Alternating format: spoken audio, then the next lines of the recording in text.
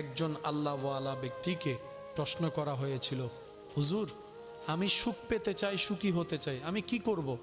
তখন শুধু উনি একটা কথা বলেছেন, আল্লাহ যা দিয়েছে সেটার উপর খুশি হয়ে শুকরিয়া করতে থাকো, তোমার মতো সুখী পৃথিবীতে আর কেউ হবে না। সুবহানাল্লাহ। বিশ্বাস করেন, যত শুকরিয়া করবেন আর যত মুখে হাসি রাখতে পারবেন, মন না চাক তারপরও জোর করে হাসবেন।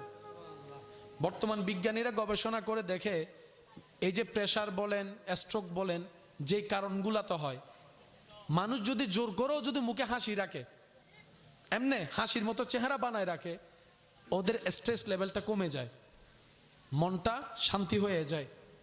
আর হাসি মুখ দেখলে অন্য মানুষের যাদের মন পরিষ্কার তাদের চেহারার মধ্যেও হাসি ফুটে যায়। সুবহানাল্লাহ।